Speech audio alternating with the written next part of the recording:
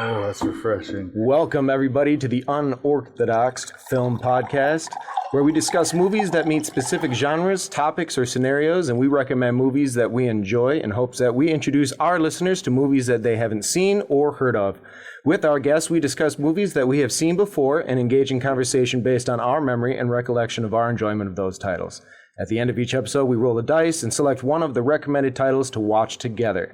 We will then discuss that film on our next episode with fresh eyes and determine whether the film holds up, as well as explore the film in a more detailed and critical discussion.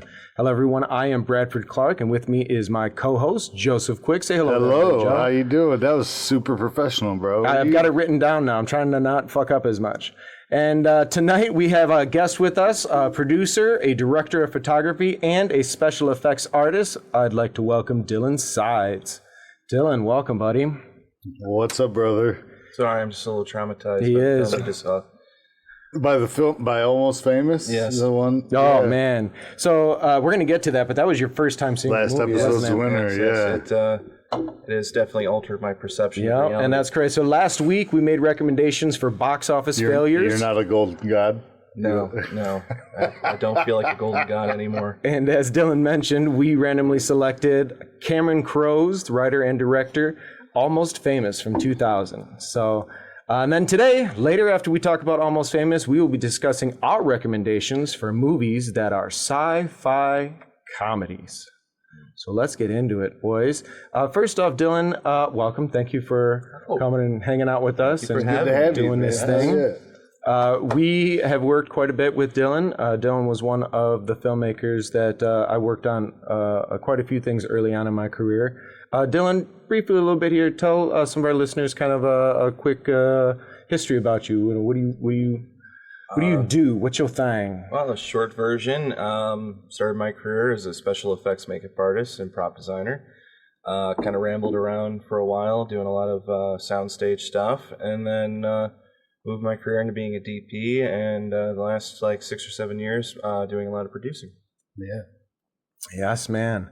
You can find Dylan on quite a bit of the sets all over town here, working with a lot of the Detroit filmmakers who are making their way on the Tubi market, which is, I think, phenomenal. Yeah, and a lot of people that, if you don't see Dylan on set, those people have probably worked with him to get where they are in some facet or another. He's connected. Yeah, I'm definitely he's got his foot in he's got his toes in a lot of ponds. Hey, man, we're in the film industry. We're all bicycles. Hop on, hop off, leave me there. So let's get into Almost Famous. It has been probably since 2000, 2001 for me, since I've seen it. Tennille brought it as a suggestion for us last year, or episode last week. Dylan, I'm going to start with you because this was a very, very first watch for you. So you came in with very fresh, and you even mentioned that you didn't know much about the film. No, I didn't know much about it, and mainly because, and this is very much a discredit to the film, not itself, but the people who were obviously behind the marketing. When I saw the poster for that movie when I was a kid, the first time I saw it, I was like, okay, she looks happy. Other than that, I don't know what this movie could possibly be about. Right, yeah. And I was like, the way they had it with the tie-dye kind of color scheme, and, I was like, okay, obviously this is probably set in, a period piece, but I was like, it could just be Wet Hot American Summer or something. And I'm like, I've had enough of those, cool. And I've sort of just not even thought about seeing it since then. But honestly, I had no idea that it was a semi-autobiographical period piece comedy / working drama, and it's / road trip movie. And I'm like, it's got a lot of elements. It does. Wow, whoever did the marketing this film really fucked up. Because it was a good flick. It was really good. I can't say I saw it a couple years after it came out, probably. So mid 2000s, but then I've watched it at least 2 or 3 times since then, and it's been over a decade. But it holds up, it does. Everybody's performances are great. I'm a Jason Lee fan, and he just owns that character. He delivers it so hard. I was a little disappointed to find out that he didn't actually do the vocals in there himself, but that's the movie people do what the movie people do. Which I'm sure it wasn't up to him. Quite deceptive, because when I was looking at the IMDb once we was done with the film, I saw right on the cover it says vocals by Jason Lee. But then once you do some digging, after we talked about it, I did some digging, and I didn't really find an official answer. Like none of the pages that I found the fact that I found this, it was like a Marty Fredericky or something like that, was mentioned multiple times. So because it was on multiple sources, I either assumed that everyone went with that little bit of research, or that's the truth. But they did the same exact thing when they were doing La Bamba. They claimed that What's His Nuts was like his big breakout singing performance. Really? And then it wasn't until like years after, when that sucker went to VHS, that they're like, oh no, the BTS shows that the whole ass film was sung by a band that was literally like a band who specifically did stuff for Frankie Valli. Oh, no kidding. And then just kind of changed their vocals a little bit. Richie Valens. Yeah. And who was the actor who played that? It was Lou Diamond Phillips. Yeah, Lou so Diamond good, Phillips. dude. That movie's so good. But it really was. I will give it credit though. Whoever did the guy you said who did the vocals for Lee matched his tones pretty damn good. Yeah, because for a moment we definitely thought it was him. Yeah, I agree. And the song's a banger. Thankfully, it is available on Spotify. I did look up the nice. The soundtrack. I'm going to be putting that in rotation. Fever Dog by Stillwater. Stillwater was I would watch those. Like those actors, if they have any actual talent, should try. I mean, Jason Lee might have something. He just opened a camera shop, I saw. In Los Angeles. Lee. So I just looked him up to see what he's been doing. Yeah. Because I'm like, why haven't we seen a lot of Jason Lee? For still photography.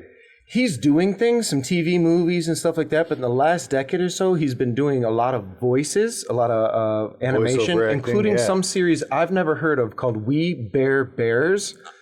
It's a TV show, and there's like video after video on here. 1, 2, 3. His career just started sort of puttering out after he did My Name's 22 Earl. episodes of We Bare Bears. And that just sort of abruptly I enjoyed that show. So no, of course, it was great. But I think it was a matter like, how do we cast him? And I think that's unfortunate for him, because I think as this show shows, and even something like Earl, he's very versatile. Yeah, I think he's a very capable actor, and I don't think that we've really had a chance to see, because even in Mallrats, while it was just a schlocky comedy, there was a seriousness about, and that was one of his first, because he was a professional skateboarder, correct? Yeah, that was one of his early ones, and you took him seriously, even for that kind of slapstick comedy type of role. I don't know. Like, I not stopped watching him, but I know that he when they did Earl, they had like something wrong with the last season at some point. Oh yeah, and they just shut the whole thing down. If I remember correctly, it was something to do. Was he a Scientologist or something? I don't know. While you're talking, I'm gonna check out trivia and see if that dish is here. I know something happened. Jason Lee, a Scientologist? Yeah, I'd be disappointed. Yeah, unfortunately, but, I'm I pretty have no sure idea, honestly. That's the case. A quick glance doesn't show it in his trivia, and that would be some tea that someone they say never meet your heroes. That's why I don't have any. So. Yeah. Be your own hero. But I mean, maybe there was something, because there are a lot of actors who get railroaded and disappear, and we're like, oh, where are they? And then you find out it was some seriously personal shit. Yeah. Speaking of the music, though, with the vocals, the fact that they did have that fake band there, I would definitely see this movie as like a mixtape film, because the soundtrack is just gold. Banging. When the bus erupted in Elton John together. It was very well used. It set the tone for the film, because a lot of the movie took place backstage or on the road. Like, it was 100% focused on this band and his journey with them. But I think the music became a character. It did, yeah, and almost like I forget what heist movie, but to quote Quentin, like, there was almost never not music playing. Yeah, and when there wasn't, it was definitely serious, because there were moments, there were the emotional, but so few in between, because even the undertone, a lot of times there was some kind of, and it wasn't orchestra, it was always some song from that era. We need coasters. We do need coasters. Ding and ding and cork ones. Speaking of that, the one thing I had a few issues with the film, mostly, and I would say, Yeah, you keep talking. I'll work on it. mostly Got a specifically, connection problem somewhere. how do I put this? Like, it is a beautifully shot film. It has a very warm story, and the fact that, finding out after that it's autobiographical. Mm-hmm. The part that bugs me is I feel like there wasn't a lot of character development throughout the whole movie. There was a lot of setups and a lot of, A lot of characters, too. There were some characters you saw a lot and you really couldn't name them. No, honestly, I could tell you only 3 characters' names. Mm-hmm. There's the one guy, and it's a great build-up moment. And they named the girls several times. I couldn't tell you one of them. Yeah. Well, I think that's kind of the idea is that they're supposed to be kind of forgettable. Name-wise, I guess maybe then the band too, because the bass player and the drummer have names, and I don't know who the fuck they are. Yeah, well, they're not ever said. Well, and as you loud. pointed out while we were watching, like that's the first time that character said And that anything. was like one of the last line. shots. He had one line, and Jay Baruchel had more lines. I mean, Yeah. he did. He really did. Didn't even have facial hair yet. No, or a name for Christ's but sake. yeah, I mean, I honestly like the way it was shot. I love the way it was lit. I think it was just a star-studded cast before they were stars. So the who's who of the early who's 2000s. man? Jimmy Fallon showing up, Jay Baruchel showing up. Let's not get started on Jimmy Fallon. I mean, he was there. He doesn't deserve the airtime. All right? He gets enough airtime. and Early Zooey I Deschanel. can't fathom it. Yeah, she was a good. doll, as Yeah. she always is. Frances McDormand. Yeah, Frances McDormand, which I love her, and she was just perfect as that mother. I couldn't stand her.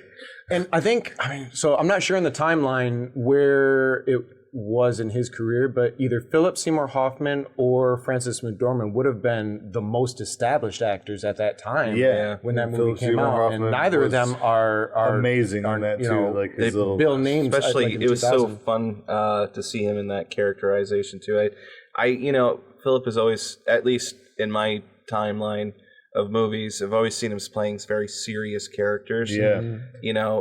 Mission Impossible up to the Hunger Games, all of his career, he's always played this very dark, eerie characters. He's sprinkled. But even his comedy stuff, his comedy stuff is dark. Love, I loved him as the Mattress Man. In Boogie Nights, he was funny, but he was sad. His story was a very serious. He played it very serious, but the way he did that so serious. Some scenes were hilarious. Yes. Capote was an amazing film. He was an amazing actor. He was a talented artist, but he was really able to loved take small his smaller placements. roles. Yeah, Along Came Polly. Let me ask you this. Brilliant. Having just watched Almost Crocodile Famous, Tears. What do you think his total runtime was in that movie? I want to say less than 10 minutes. Yeah.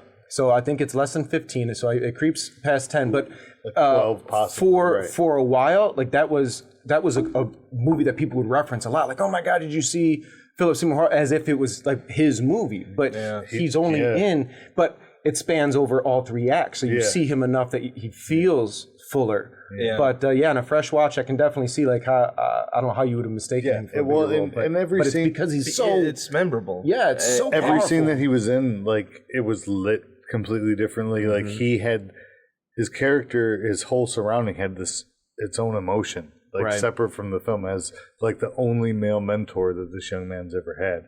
And he owned that role so well. I love it. He's like, listen, man, I like can't spend all day talking to my fans. Then match cut to them sitting having coffee. Yeah. That sounded like a goodbye to me, and he was still like, fuck it, kid, let's go have a coffee.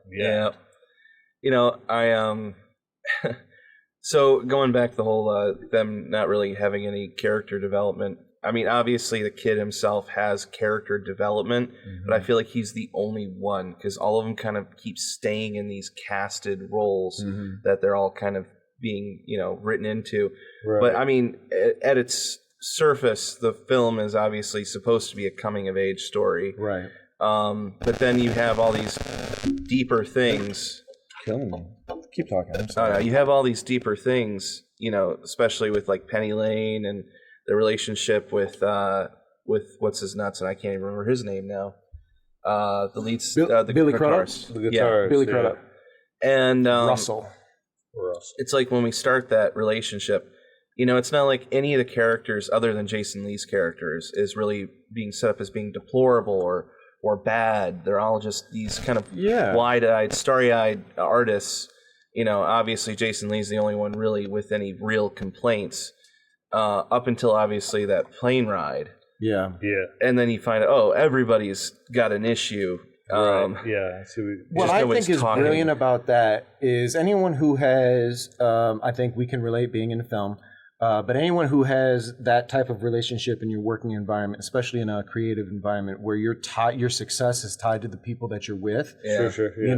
that inner turmoil is going to grow. And I think one of the great things about the band, so I agree with you that the individual characters lacked character development. However, I might also contend that the band had more character. The band as an entity had more character in the movie than them as individuals. Yeah. And so I think we saw the rise and the fall, like how quickly they went from like the small venues to the headlining they were on a plane, and how that affected each of them individually. Because every day, like they made it clear when they were talking to William that this is not reality. Penny Lane talks about the real world, right? So I think all day long when they're partying and they're pleasing the fans of this town or that town, that even to them that they're just disconnected with themselves. There's that whole scene with Russell going off like, I need to see something real, and they visit this house party and he keeps getting fed acid and shit, and he winds up on the roof, and just going nuts. I am a golden god, where that comes from, and you were like, oh yeah. I've seen that parodied in so many things. Yeah, but I mean, it's a great movie in so many ways, and I can see why, like you said, like why it flopped, because it became a cult classic because everybody realized how great it was later. But the marketing, the marketing really killed that film. The marketing and advertising just didn't. I would have said my last negative. I feel like the movie sort of just ended very abruptly, without any real resolution to the characters. It's like, okay, he completed his article. Yeah, the band didn't. We don't know what happened with the band. We don't know what happened with her. Okay, cool. She goes to Morocco. She's completing that, step, but also without him, without anyone. It's like, they could say internally, everybody goes their own way. Yeah. But not really. But we happily ever after without you. Did he get to go on and continue working with Rolling Stone? And it's like, are they going to give him an apology after just kind of taking this band's word for it? And ultimately, he did go on, continue to work with Rolling Stone. He worked with Rolling Stone for quite a while, as the truth. But you're right; they don't really establish that. No, like one little paragraph before the credits saying, and also how much does that how much does that apology even mean? Because even Russell was like, I told him the truth. I don't know what they're gonna do with it though. Right. So we're left with like we got them on the beach and we got some after pictures. There wasn't a fucking Rolling Stone cover or something that we could have got. Well, and Russell showing up was all because that was an accident, which makes you wonder as to whether or not he actually made the phone call, because he didn't even know he was going to be at that doorstep. Right. But so coincidentally, by the way, bro, he probably made it afterward, or the new. Well, at least they did lay down a new interview. So I think that is true. That is true. I don't know. Maybe the context they're putting it is that because she called him. It's like made the call. He made the call. And it wasn't expecting to show up there, but maybe she was also like, you two kind of deserve each other, kind of a deal. But in a good way. It's like, I know you love me, but I don't need you. You don't need me. You have a life. You have a wife. And obviously what you need is someone who's grounded like him. Yeah. And that was the thing. He was kind of using that kid like his canary, canary in a cave. To tell him when he's sure it didn't suffocate. I'm sorry, I was talking away from the mic for a minute. I apologize, everybody. Well, don't overcorrect. I'm trying to follow you with the slider. So you don't have to worry about that, because I'm adjusting so that I don't get too hot. And I'm just here to look pretty. So Dylan, I'm going to start with you, and then I think I'll go around to everybody here. Would you recommend it to somebody? I would recommend it because knowing what it is now, and that it isn't just some teen comedy or whatever what I thought it was going to be. It's a good heartfelt story on basically as a coming of age story without getting too graphic or getting too ridiculous. It has its deep moments, but it is very lighthearted and uplifting and funny. You know, and there's all three of us laughed out loud several times. You know, there is some cringiness of like, well, this 15-year-old kid having basically a three-way. Yeah. And it's like, yeah, but at least in the way that it's done in more of a heartfelt kind of like, we need to crack this kid out of his shell. And I don't think there was any weirdness behind it, but it was also the 70s. I feel that started kind of cringy, but then you could say like he definitely wasn't not into it. Yeah, he was just. I feel that same script could have been done. The girl he loved. Yeah, that same script could have been done by another filmmaker, and it could have been raunchier, dirtier. Yeah. Like there were opportunities for nudity that were passed. There were opportunities for even the fact that you got the idea that copious amounts of drug use was happening. You rarely saw any. Yeah, if any, actually, other than him drinking, a LSD cup. out of a red Solo cup. Yeah, it's just a red Solo cup. It was just somebody saying something. But to further the point, like you said, you noticed before we hit play that it didn't say like sexual activity or sexual conduct. It said touching. It's a touching fun. Happy or it's a touching fun. Touching fun. It was two descriptions. It was a dramedy. It was a drama. It was a comedy. It was touching and it was fun. And I said, look, guys, it's a movie. It's gonna have touching. Although fun I was surprised because there was actual nudity in that movie too. I got such a kick out of that statement. They did well. So they were girls in underwear, I guess. No, there was a full moment where you just saw all of Kate Hudson. So I missed it. I must have missed it. Yeah, all of Kate Hudson. I don't even know if it was intentional. I don't know, but I know that her they distract you with him jumping across naked. Because a lot of her tops get out. Pretty see-through, but very well covered by the camera. Her whole ass robe was open. No kidding. She was. Yeah, she's a beauty. She's a beauty. No, it's just that I wasn't expecting, and that was not a disappointment, more of a surprise. But there was so much coming from the mom of don't do drugs, don't do drugs, don't do drugs. She really made sure to hammer the audience with it. Yeah. Even so much as to like terrify individuals as she's calling about it. Yeah, not even her own son. And I almost felt disappointed. Even if it was truthful, I feel like there were too many phone calls from mom because I feel like she didn't add any more than to remind us that that's how he grew up. But that was the first 15 minutes of the movie. Like it's made clear that he's progressing through his life in a way that is the antithesis of his homebringing. Yeah, and he's sort of just still actually kind of following her rhetoric. But that's the other thing that's crazy about it is because she doesn't give him any credit to manage himself, and he does a banging job. Banging job of staying, clean for a relatively long time. $1,000, he should have got himself a rent-controlled apartment in New York and just never went home, never looked back. He really could have. I mean, hell, his sister did. But she actually did what she was going to, said what she was going to do and actually became a stewardess. Right. Like a twist of fate. Which is fair. 4 years later, she is doing exactly, another movie could have been like him running across her in a cardboard box somewhere like, it didn't work out for me. Yeah. No, they ran to each other at the airport. Yeah. But that's what I mean. Beautiful. She said it so much that I was almost kind of disappointed that he didn't do any drugs. And I'm just like, although you didn't see enough. Like they there was the sex, drugs, and rock and roll. Well, like their energy, the way they were acting and stuff, but you never really saw like anybody snorting anything. Right, even like I'm saying, it was present. It was just the amount of there were no close-ups, there were no rolled dollars with powder, piles of powder. I just think it was and he definitely didn't partake at all. No, and there was a lot of reassurance from the band to the mother that, we're taking care of him. And it's like, but they kind of actually were. 100%. And that's what I'm saying. Like, at no point did she take it seriously. Like, she thought she was being conned the entire time. Yeah. And she thought her son had sold his soul to the devil the moment he stepped off the porch. No, he wasn't chasing them. She couldn't even manage her day job. He was in the bus. Rock stars have kidnapped my son, and boom, gone. I mean, technically, at that particular moment, he really didn't want to be there anymore. He just wanted to get through the interview. That one scene with the church group where she just stands up and says, "Rock and roll has stolen my son," or some shit. I don't think she was teaching a class. She's a college professor. It wasn't in church. It's even it was better. in front of her class. They were taking notes. They were Rockstar stole. That must have been when the tacos showed up, and I was Yeah. Well, anything further you guys want to add to Almost Famous? I don't think I answered. I definitely recommend it. I would definitely recommend it. Yeah, I I had a lot of fun. highly recommend it. A very good movie, great story, and a little bit of a letdown at the end. But honestly, it's more abrupt, not a deal breaker. Yeah, I agree.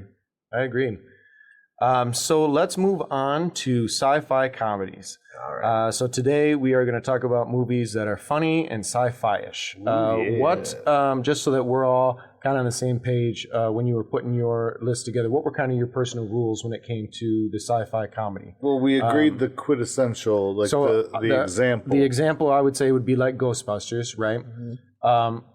Were you looking at movies that were sci-fi that happened to be funny, or movies that definitely intended to put me in a laughing mood and included, a sci-fi plot? For me, well, when I heard sci-fi comedy, the parameters I set for myself is, well, then does that include any other genres? So then I didn't really think of, sci-fi horror, or so I didn't even think of Ghostbusters, to be honest with you. My mind instantly went to, Back to the Future or Spaceballs. Don't give them all away. Don't give them all away. Yeah, we got to go through I'm saying those are the example tree toppers, because I was also looking for. And I was looking for more of the those obscure. are definitely in the realm that we're going for. You're not wrong there. So hopefully you didn't take away anybody from. That's all right. They can come back. They can come back. Bradford's list. You definitely didn't hit mine, though. Okay. Although those are they're definitely in the realm, but those aren't the ones I chose to talk about.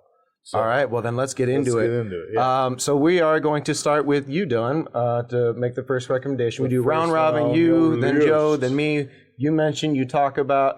We all kind of talk about your pick, and then we move on. So. No order. This isn't a top 10. We like to make recommendations on movies. We like to kind of just broaden the concept of a list as far as trying to not talk about the same titles that everyone talks about. And as always, most of these, if not all of them, are previous watches, not fresh watches. So we're just coming from our heart on what we remember about the movies and making your recommendations to you, our listeners. So, all right.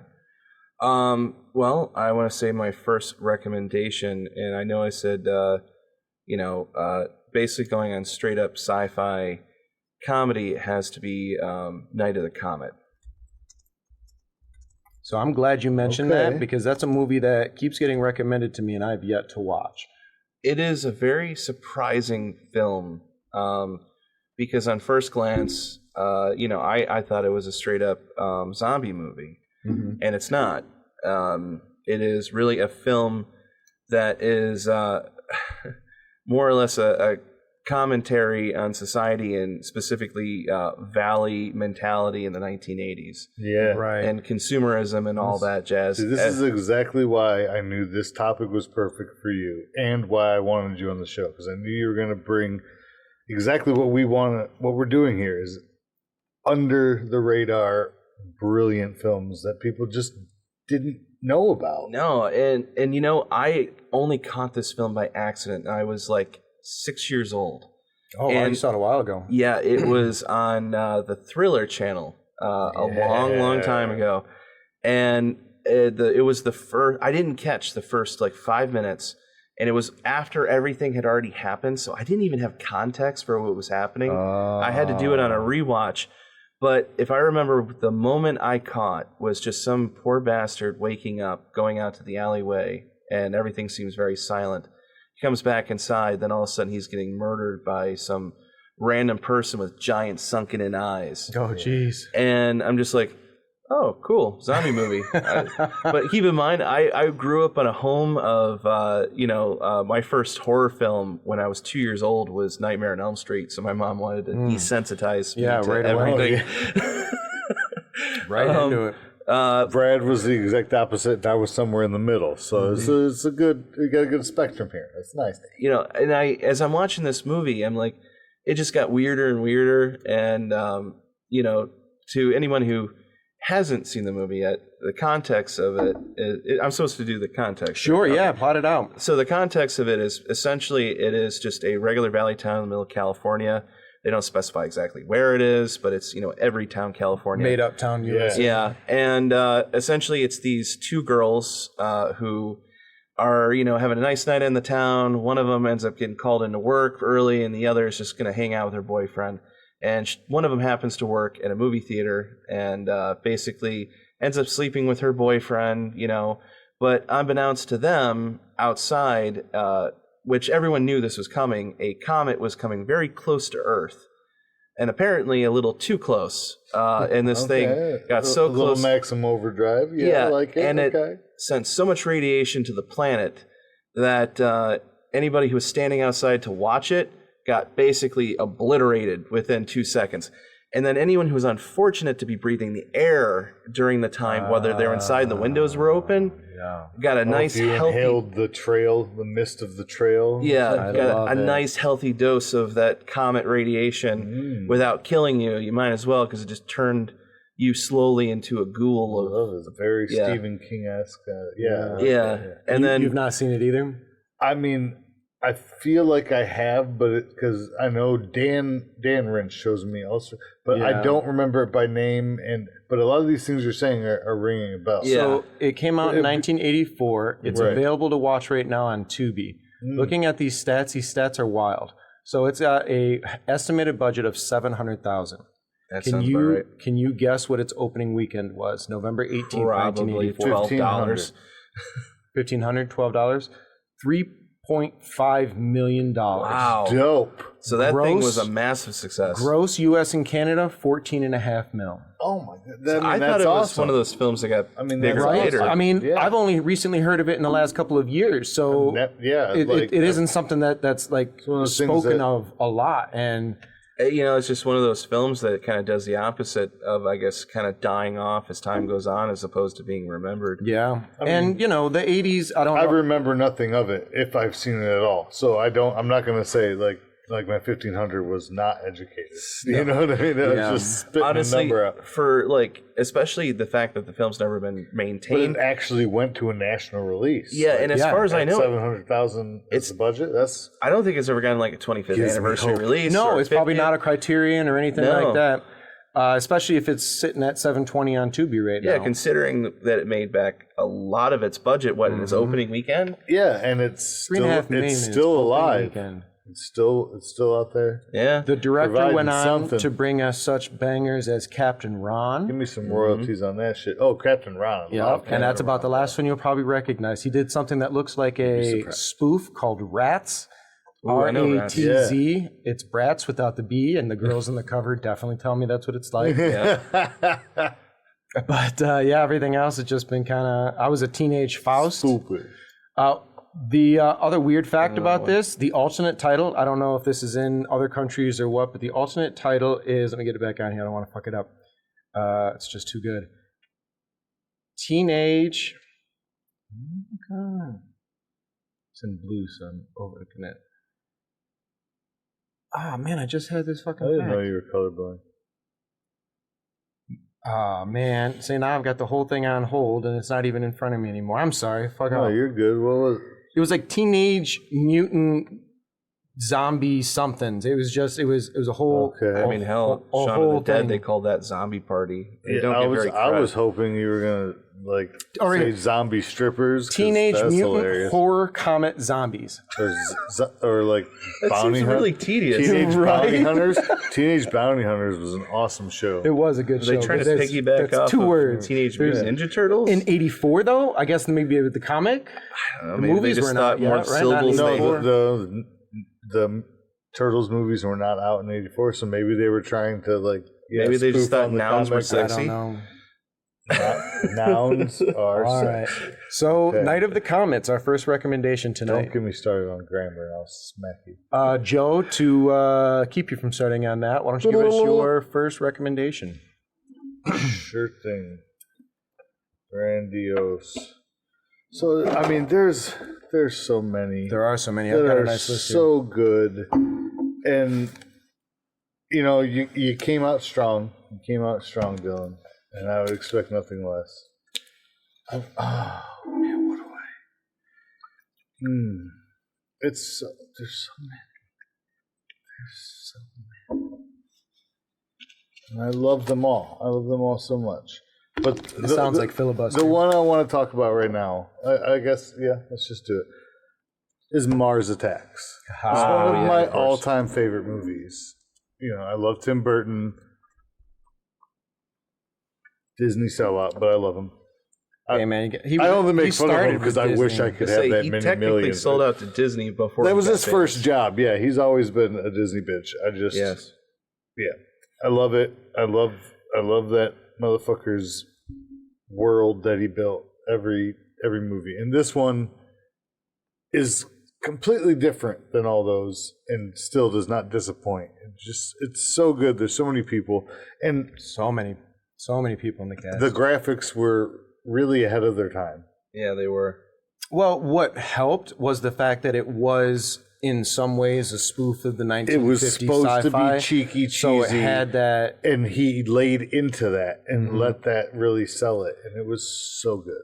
I think I loved it because it was actually a really faithful, which is weird for him because he really likes to kind of bring everything into his style. Yeah. And then he actually really adjusted his style to fit this really not obscure but not super popular comic book. No, but it was an actual comic book. Yeah, it was. Yeah, and it in the way he did it, he brought this almost Norman Rockwell America thing trading card series to, you know what I'm saying?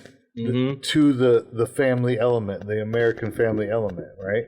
So it was just a beautiful film in a way. It was so good as a movie. If you take the comedy out, if you take the sci-fi out, it's well done, well shot. Everything's everything's flawless. Yeah, it is. So the cast in it is a damn banger too. You've got Michael J. Fox. Jack Nicholson, Glenn Close, Annette Bening, Danny DeVito, Martin Short, Sarah Jessica Parker. Jack Black. Sarah Jessica Parker as the little dog is the funniest thing.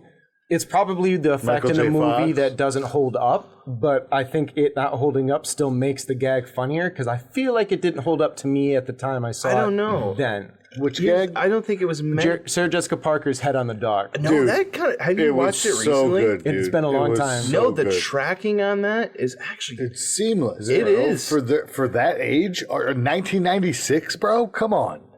Well, not just seamless. That, I feel like the way he did that project too is that it's so really real to unrealistic, and he did it in such a perfect middle ground that it doesn't actually age all that much. And because it's set in this fictional, because the satire of his America. But that's what I was saying. Even though it was noticeable with the green screen and the tracking, it sells because it falls right into that cheeky into itself. And it keeps it from aging, it's self-aware. Which is beautiful. Pierce Brosnan, I skipped right over Brosnan's name. Dude, Rod Steiger was in it.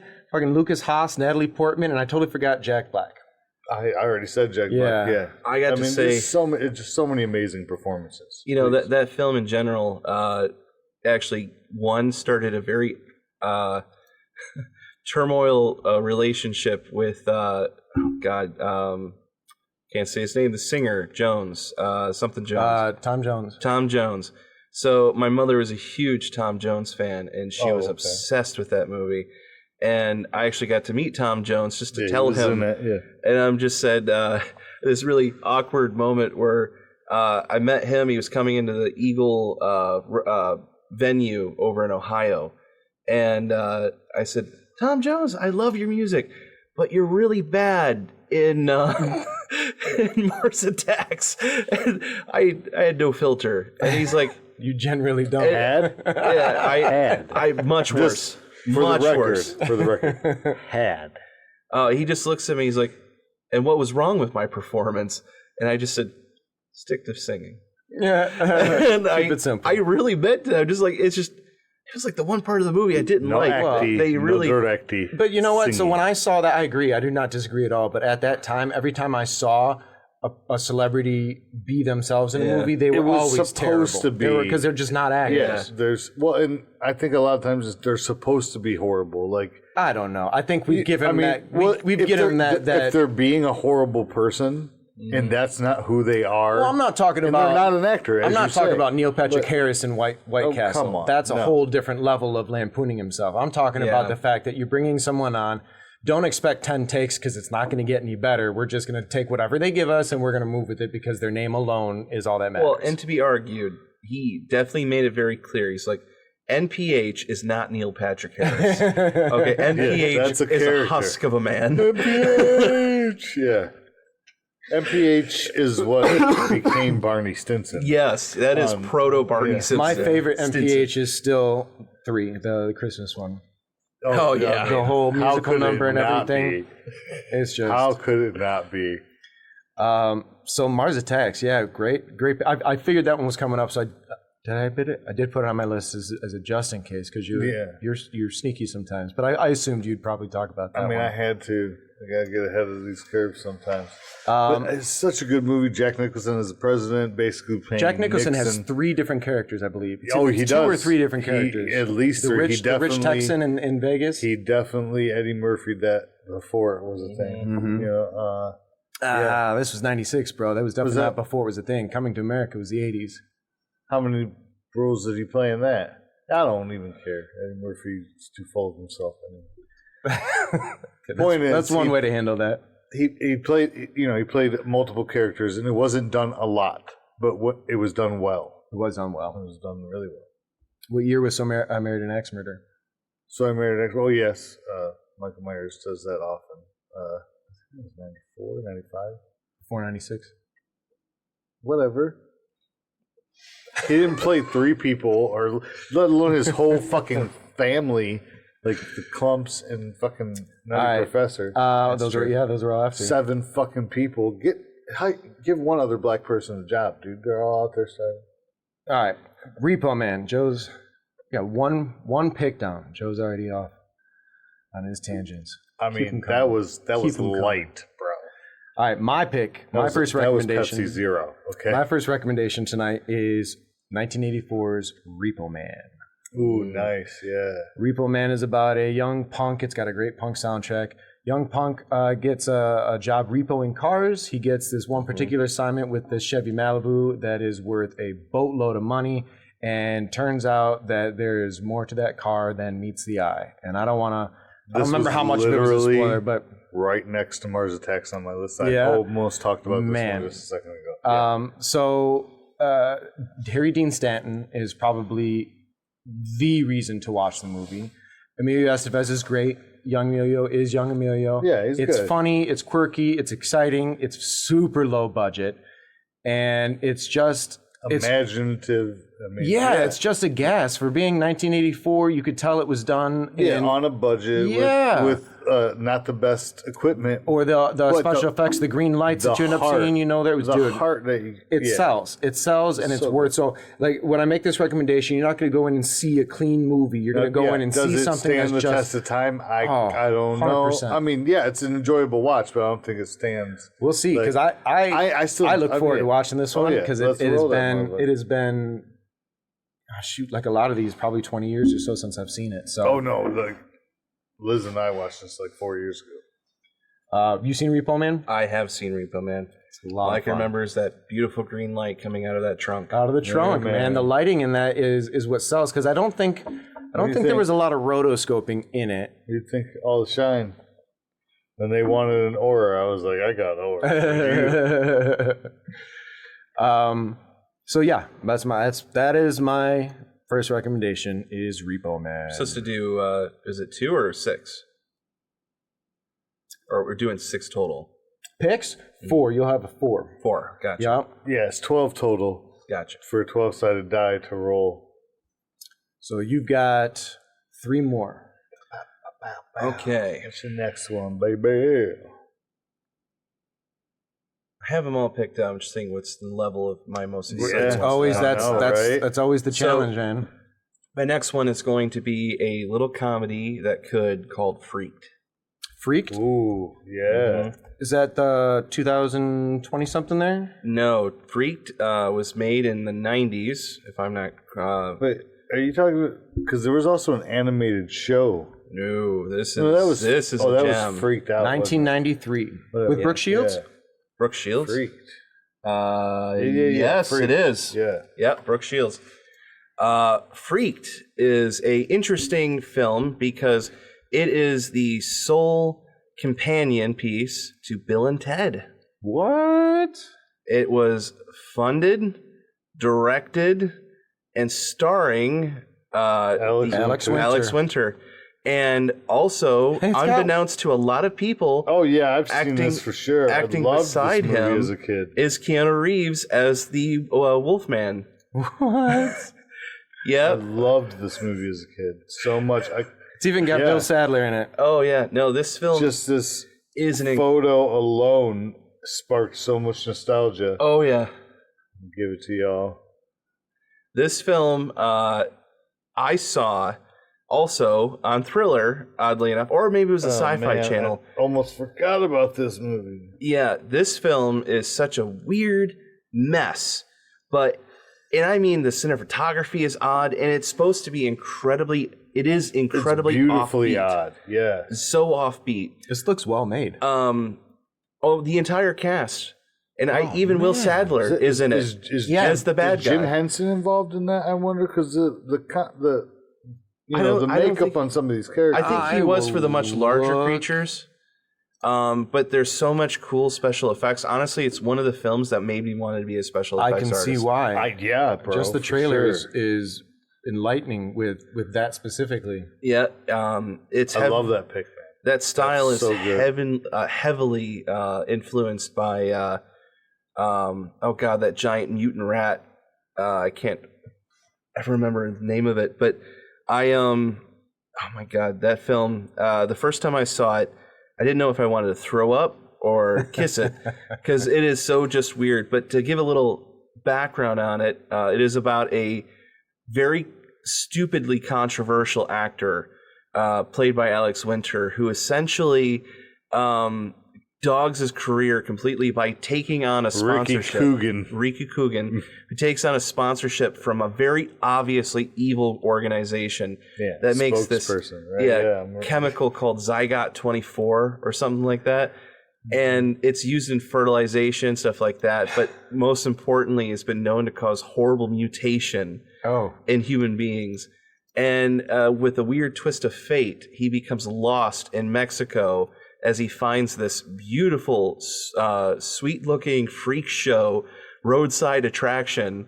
And at the end of this terrible freak show, which is, by the way, helmed by, I can't remember his damn name either, Randy Quaid. And it was one of Randy Quaid's best performances. Elijah C. Scuggs. Yes. And he captures Ricky and his two friends, which, by the way, his best friend and this girl that just happens to be tagging along because she was a protester he thought was hot. That was literally protesting Zygot 24. And she's the one that wanted to see the freak show. But then he decides to mutate Ricky and his friends by turning them both, his friend and this girl, by combining them, forcing them to be freaking Siamese twins. And Ricky, he turns him into half a monster with the intention of turning him into a full-on, freakish, horrifying monster. Nice. I can't believe I've never heard of this movie. I've never even seen it. I can't believe I forgot about it, man. It was such a big part of my childhood. Honestly. Oh, man, and it's not available for streaming. No, it is hard to find. Oh, that's a bummer. But when you find it, honestly, you can find it for free on YouTube. That's where I found it recently. Yeah, probably. Okay. Yeah, and that's not the first time that's happened. Surf Ninjas. Yeah. Which that's changed. You can find that on a streaming. I noticed that recently. And I would like to think that we had something to do with that. It's probably, I don't care. Butterfly effect. You know what? I'm not arrogant. I'm just. Oh, look, there's even a little sock puppet mutant. God, these mutants are amazing. That, by the way, the most iconic one for me as a kid was like the cowboy that was a cow. Yes. I loved that when I was a kid. It was so hysterical. Follow your heart. Yeah. Yep, there it is. There's the cow. So Bobcat God, I gotta see this. Goldflake plays the sock puppet monster. Oh, Yeah. that's great. Oh, Yeah, so good. and they all have these weird recountings of like what it was like for them when they got turned. And Bobcat Goldflake was just some guy that was going fishing, and for some reason, Scuggs really thought he'd be interesting as a sock puppet. So, Oh man, I hope we roll this one. That's great. Well, I hope we can find it. I want to see this Oh, thing. Will fuck. oh, you go looking hard enough, you'll find that movie. It does have a very, very, very underground fan base, but it is there. Man. And legit only has 2 genres listed under it: comedy, sci-fi. The people I find that actually know this movie the most are actually Bill and Ted fans. Yeah, Well, yeah, you can see the connection. You know, It's the only other film that they're on together. that is so crazy. All right, Joe. What do you got for us? we're doing another one before we. Okay. Yeah. I explained what we were doing. We're doing a round, and then we're taking a break. All right. I don't listen to you. I'm just kidding. Obvious. Oh, okay. So I've got quite a few on the list here, but Dylan's going in there. So I gotta, and I don't know how much of a success this one was, but 1992, Stay Tuned. John Stay Ritter, Tuned. Pam Dauber, Eugene Levy. Oh, where's it? Stay tuned. Yeah, Stay Tuned, where John Ritter plays a couch potato, right? He's a salesman. He sells plumbing supplies. He fucking hates his job, right? So his only solace is coming home and being a couch potato. Mm-hmm. And I'm trying to find, what is this actor? Yeah, Jeffrey Jones plays Spike, who is ultimately the devil, right? And he shows up and he sells him fucking a satellite dish, basically cable, right? But those old big C-SPAN dishes. And it sucks him in to eat his soul. And he plays a game of will you die on these horrible sitcom parodies? Mm-hmm. And he has to find doors that look like white static noise to go from world to world, which is channel to channel. He's fucking animated mouse. He's in a frozen tundra. I remember He's this Marie movie. Antoinette's it's so great. It's so good. It's so That one is underrated. really done this. I think I saw this actually, weirdly enough, on USA Channel as a rerun, and I think half the movie wasn't in it. Yeah, but it was USA. If it was on USA or TNT, they cut the shit out of it. Yeah, I only watched it was this one. PG-13, but still, yeah. I watched this one within the last couple of years because Joe had mentioned it. I had literally never seen it. I don't know how it missed my childhood, but it was very funny. It was very enjoyable. It's wacky. It goes all over the place. It somehow plays like a very well edited SNL sketch series or Robot Chicken type, but with purpose. The son, I wanted to be that kid. You know what I mean? Getting pulled into the world, and he was such a tech nerd. So I started pulling radios apart and learning. That's really what got me into I thought it was a cool programming film. the VCR for my dad and shit. And after I saw that, I realized that Pleasantville was a little derivative. Sure. I mean, to an extent, yeah. I mean, but that whole idea totally different approach, but yeah, I think that's in the realm of no story is written without once. yes. It's just a different version. Sure. The Exorcist, the exercising exorcist. I'm watching the trailer for this. The thing. Exorcisist. Yeah, that's what it is. The Exorcisist. Yeah, dude. So many parodies in this. It's think the Kentucky Fried Movie, but within its own universe in a way. And I'm telling you, you go down to hell, and it's basically the boardroom of a television production studio office. Mm-hmm. And Eugene Levy is just hilarious as always. I mean, isn't that just our lives? Yeah. Yeah. Ultimately. All right. So I've got our halfway point pick, and then we will take a quick break. For me, I'm going to choose actually the movie that I'd completely forgotten about until I remembered it listening to another podcast, and they had said something, and I was like, oh man, what about that movie Evolution from 2001 with David Duchovny, directed by Ivan Reitman? Just rewatched this movie. Such a banger of a fucking movie. I have owned that movie on VHS, DVD. I own it on Amazon. I love that movie. It's on my list. So yeah, I'm so glad somebody brought it up and it didn't have to be me. Yeah, man. You got Orlando Jones, who is the 7-Up guy. You've got Julianne Moore, right? Yep, Julianne Moore. Single role was perfectly probably one of the better Sean William Scott roles. I mean, Sean William Scott being Sean William Scott in a different position, but like it's one of the more fun roles. Yeah, man. Dan Aykroyd shows up. Dan Aykroyd shows up. Ethan Suplee's in it. Ted Levine. It's just it's so many brilliant performances. I believe Julianne Moore and Duchovny are both scientists, they come across a find in a cave that turns out to be alien life, and he takes it back to study it and so forth, and then like shit just goes awry from there. For me, it was like watching. It was like watching. What I think Evolution did in 2001 is hit the magic that the newer Ghostbuster movies have yet to hit. Well, it was a sole successor. That was directed by Ivan Reitman. Ivan Reitman. Yeah. He even said on its own it was supposed to be a sole successor, or a kind of a way for him to feel like he's continuing on this universe. They wanted him to do a sequel to that, and he was like, "No, this is."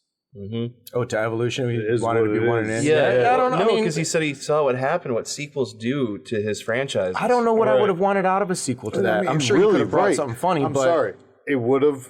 You can't ruin the first movie, but the legend of it. Yeah, I mean, be tarnished, do you just stretch it? Do you take it to a different town? Like, unless there's really something new that you can offer with something like this, it's just going to be a stamp repeat. It didn't need more. No. Well, it's like it had a nice tight bow on it. You felt good about this little happy ending, and it had a good flow. Each of the actors. So I personally, David Duchovny, being known so well for X-Files. It had all the elements that Back to the Future had. For that beautiful sci-fi movie. Comedy. I think Nikola Tesla said it best. Is the first time I changed the world, I was welcome as a hero, but the second time I changed the world, I was asked politely to leave. And I think the problem is that you said. Yes, I think the problem is with these movies, it's like, you take a movie like Ghostbusters, you make that first film and it's a banger, it's a hit, but then everyone becomes so attached to that property. They made Ghostbusters 2. Everyone kind of forgets that and glosses over the fact that that movie was panned and beaten down to the point where Bill Murray was like, never again. No, I'm not doing it. This is ruining our friendships. This is, I hated the process of it. And then ultimately what ruined his friendship with him and Harold was his divorce during Groundhog's Day. Yes. And, it's sad that kind of had to wait to the end of that man's life for them to reconcile. But so I can definitively tell you why they never did a sequel. It was an $80 million budget. American and Canada gross was $38 million. Opening weekend was $13.4. Total gross is only $98. Now, while that does put you in the black, it's not profitable. It's not. But I love that movie so much. It was a June 10th release, so it should have been a blockbuster. And if you have not seen Evolution, see Evolution. And I don't know. I'm glad that they didn't, because it makes it a beautiful standalone, ridiculous film. And I'm sorry, Brad, I was going to come back to say something about David Duchovny and X-Files, and I really want to hear that, so please, sorry. So Duchovny was known, especially through 2001, and I think even now, if you ask people just randomly, even if they can remember who David Duchovny is, they think of him from X-Files. Mm-hmm. But Evolution was the first time I saw him and could see, he has comedic chops. Yeah. When I eventually saw Californication, I wasn't surprised because I was like, finally, more of the shit I got in Evolution. Yes, and I really believe that's probably what rebirthed him and got him that role. If he could have had a late life comedy career, I'm sure he's doing fine with himself, but you don't see him, to see him come back as much as I'd like to see him. Because he is fucking funny. And before we roll off of that, I got to add one thing. One of the funniest monologues I've ever heard was him explaining the inoculation that he created for the military. Oh, yeah. And she's like, So please tell me, what were the side effects of Cain 1, 2, 5, 6? Cain madness. And he's just, minor drooling, headaches, nausea, loss of bowel control, temporary blindness, chronic seizures, insanity, debilitating stomach cramps, impotence, uncontrollable diarrhea. Just drops It impotence. just keeps getting. It just keeps escalating. And then I think that sounds like modern day medicine commercials. It was so benign. It was just like after all that shit, it's like, and a minor rash. And just what did they call this disease amongst the ranks? The Cain madness. The Cain madness. Yeah. Well, it's like seeing that soldier earlier in the movie. Attack. The payoff of that, just like you were responsible for the worst 40 days of my life, trying to shoot him. Yeah, like on the spot. Not giving a fuck about a court martial and execution. Execute that fucker. Well, if he killed somebody, he would have been court-martialed and probably executed. Yeah. Like, no, at least Guantanamo Bay. Completely worth it. Before I sign us off for break, I'm going to give you this little tidbit from IMDb's trivia on Evolution. David Duchovny turned down a role in Star Wars Episode 2 Attack of the Clones to appear in this movie. Now, if you ask me, that was a good fucking move. Good on you, Good Dave. fucking move. That was proper. We are going to take a quick break, and we will be back in just a moment.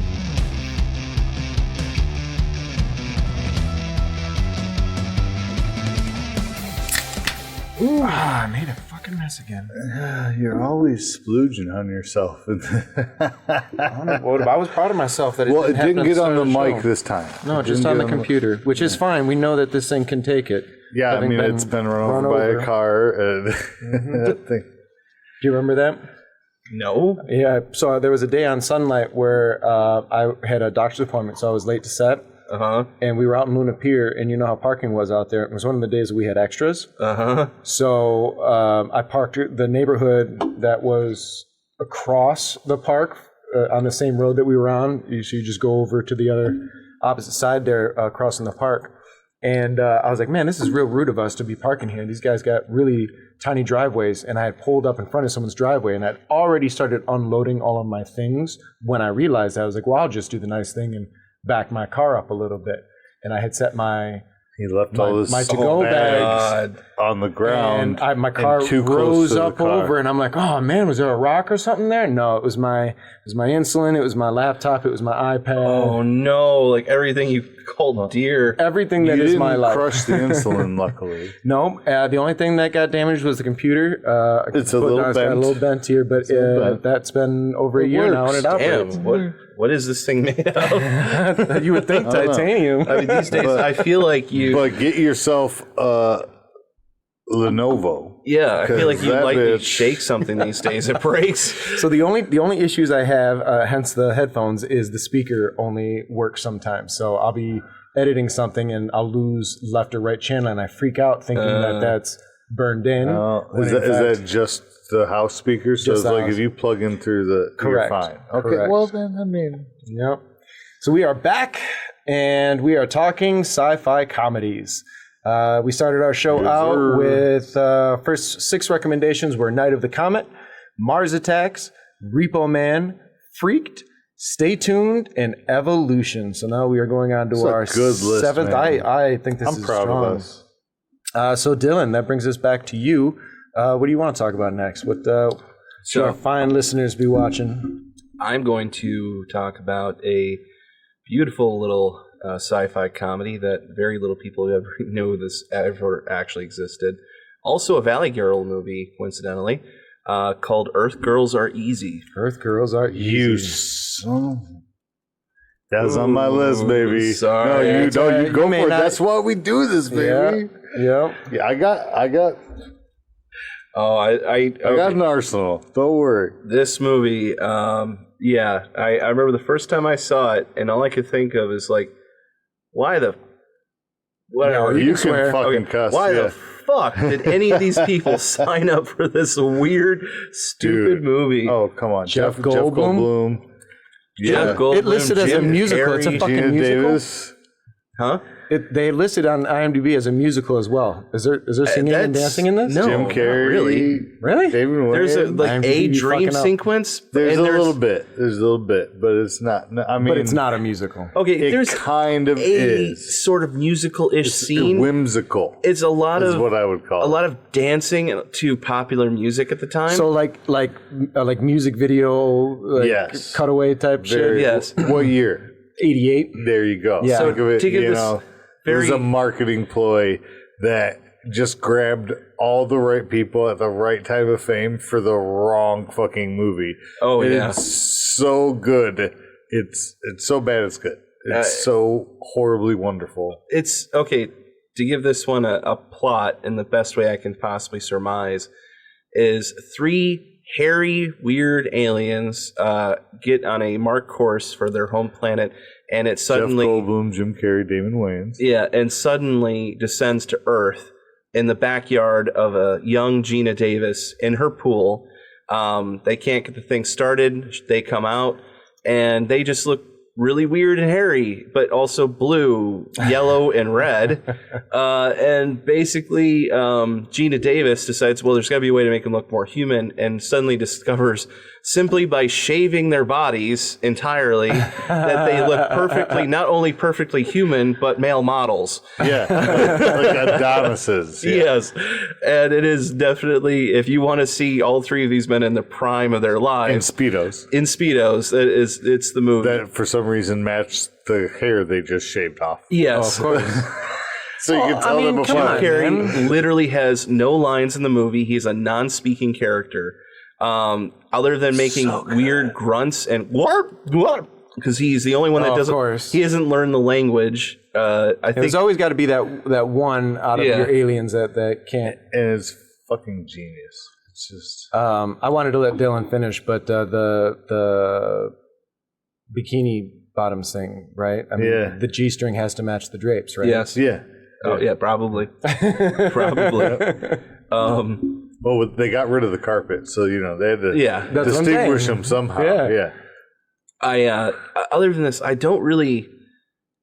The plot. I haven't watched this movie in so long, and I remember. I mean, most of it. I mean, from what you described, that gives me an idea of where the film goes. And I assume just hilarity ensues. Oh yeah, It really does. They go through basically her everyday life, which immediately becomes ridiculous and catastrophic in ways. Yeah. It's just hilarity ensues. Yeah, right? and the whole bit of like even the title of the movie, which of course they have to say in the movie, is just she's so incredibly attracted to fucking Jeff Goldblum's character, and she's getting married herself, and she's got all the bridal party, and they meet the aliens, and Yeah. they're just so curious and innocent. yeah, and but also apparently very horny, and Very Valley Girly, yeah. and basically, I think one of the lines she directly says to Jeff Goldblum as they're about to do it is just, "I just don't want you to think Earth girls are easy."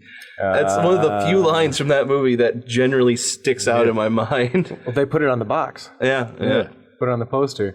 Oh, So they this said it. this is the reunites Gina Davis and Jeff Goldblum only 2 years after The title. Fly. Fly, Yeah. Oh, they were banking in on a that too. completely I'll bet. different, like you wouldn't expect. If you've seen The Fly, this is not. And the weird Fly. thing is the biggest negative I could say about the movie, and everything else fantastic, but they have like no chemistry in a movie where they're supposed to just only be romantically involved. But then right. The Fly, There's so much chemistry. there's amazing. Yeah. And it's like, okay, well, is that because of the genius of Cronenberg and being a good director Possibly, versus who was the director of this? His name is Julian. I was just looking him up. Julian Temple. Okay.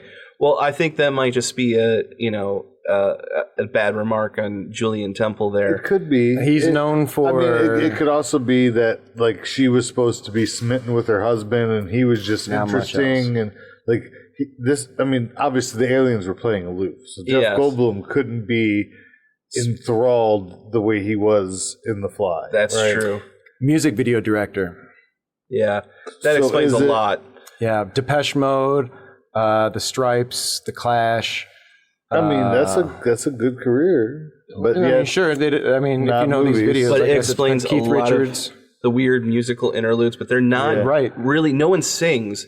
It's just like there's like the moment when they're getting the makeover. I can't believe it says classified as a musical. That's mind blowing. No, they just sing along to popular music, but no one's actually singing. Like Girls Just Want to Have Fun is in it, and then of course there's like the makeover scene, with them, and that's played as like a big musical number. It's like 80s montage. You're right. Yeah, it's very 80s montage. More than it is musical numbers. Yes, Yeah. but Earth Girls are easy. The music such we a hear movie, is yeah. not necessarily If the you have music not they seen hear unless it's in the Earth Girls world. Are Easy, I would definitely see that. Yes. All right, Joe. On to me. Oh boy. See, Dylan, I love having you on, and this is great. Because you said you had a whole list. You're Don't- coming up with all this stuff that I love, but he's taking some of my heavy hitters, man. It's refreshing, I think. But I like to throw Brad curveballs, and you yourself are a curveball. So I really just stand here and everything that in he the throws best way. misses. So I mean that in the best way. Yeah. All right. Thanks for that, Brad. Okay. So, I hate to stay in the 90s. Let me see if I can I probably can't get out of the 90s. I mean, I can, but why? Why? I know the '90s was a huge birthplace. Yeah, a lot of minor sci-fi so many comedy. a lot of minor 80s, 90s. Okay. Okay, I'm going for 1991. Nothing But Trouble. I just thought Chevy about that Chase, while we were outside. Dan Aykroyd, John Candy, Demi Moore, and John Candy.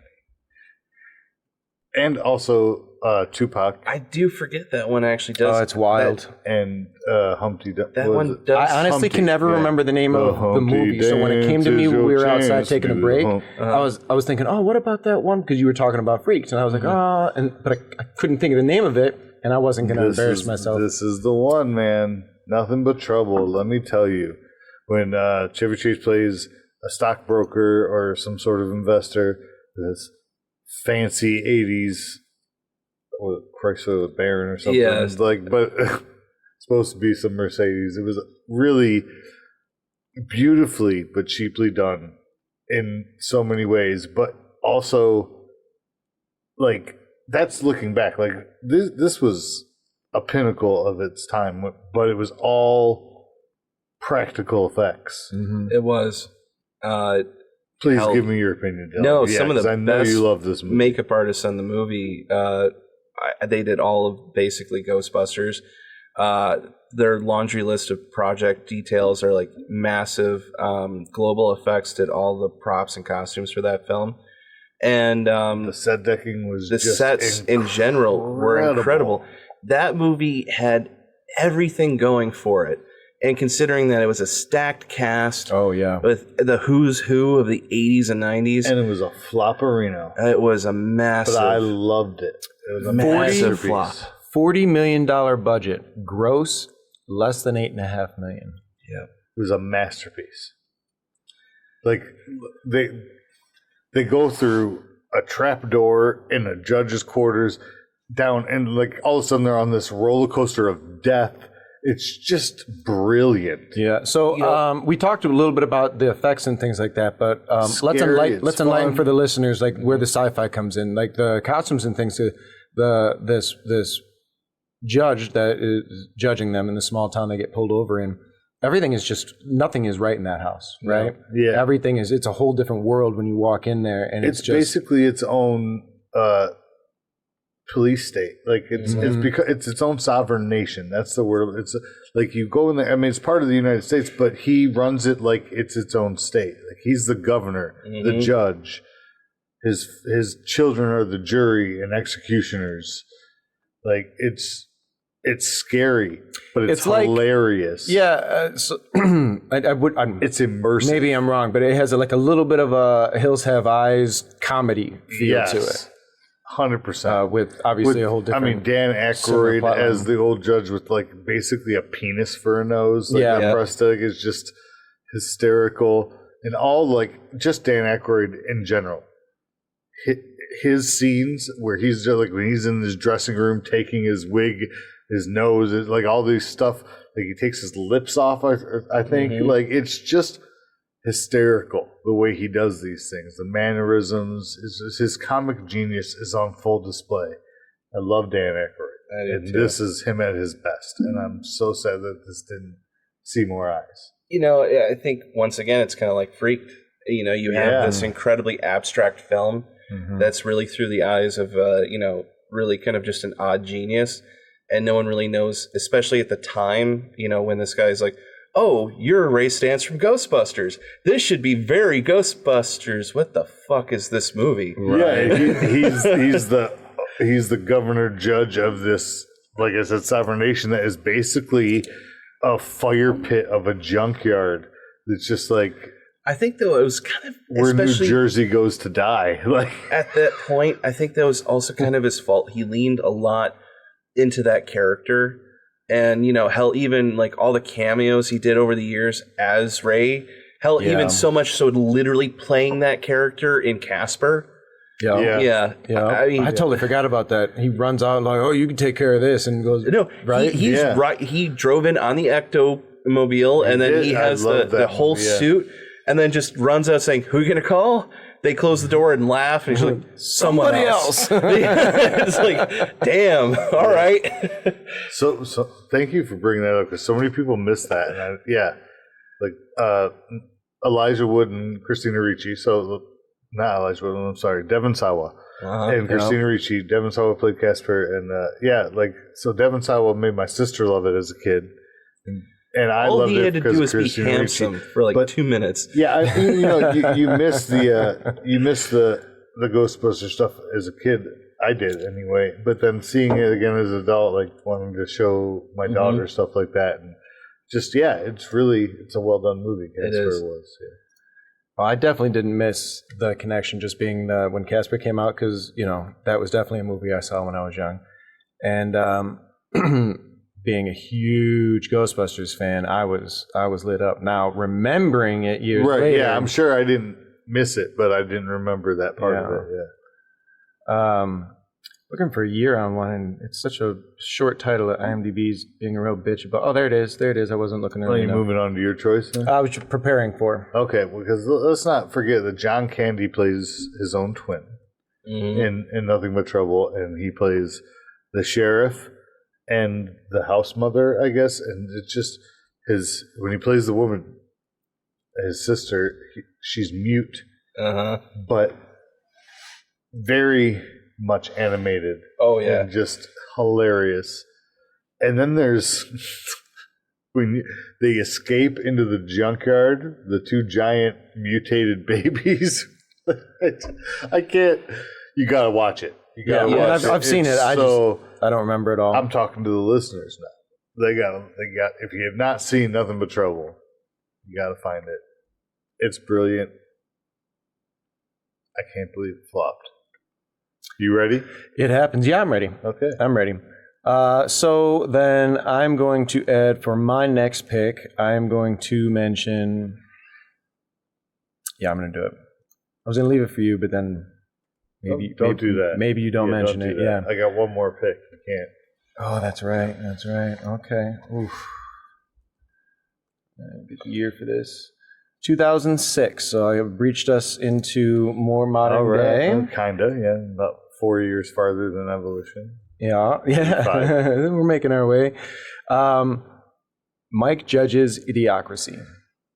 That was on my list. I thought it might be. I knew it would be. I probably wasn't going to mention it because there's so many others that are worthy, but this one, very worthy. So good choice, Bradford. Yep. Luke Wilson plays a fucking buffoon in present day and gets elected to get into a scientific experiment that sends him into the future where he successfully makes it, wakes up and finds out that he only traveled time, so nothing else happened to him, and yet he was the smartest man in the country. And everything had gone south.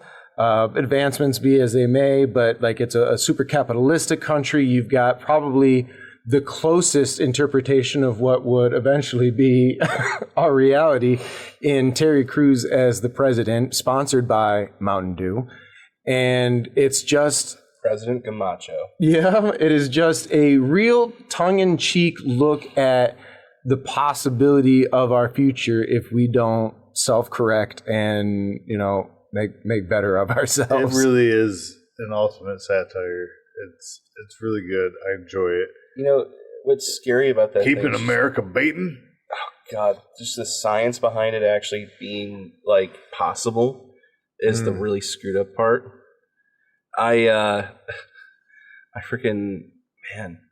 remember the first time I saw that movie, in that opener, where they literally explained to kind of hand over fist explain oh, well, it's a simple concept. Yes. The opening is amazing. You have a couple that generally wants to sit down and wait, have kids when they're ready, be financially responsible. Yep. They have a well-educated couple. Nothing really about them sets them apart from the others. They don't even have a lot of money at that time.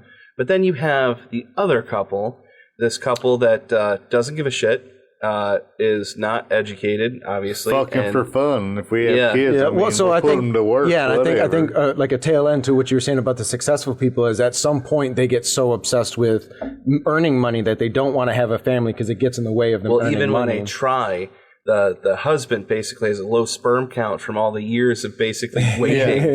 And by the time I think he ends up passing away and she decides to move on to a new person, then we cut back to the other family, and there's already three generations of 12 kids or something. Yeah, it's just ridiculous. And it's the poor populate more. Yes, unfortunately, Darwinism is not necessarily about intelligence. It is about survival. Yes, that's and unfortunately, true. The adaptation in this world is the key to Darwinism. Yes, adapt or die.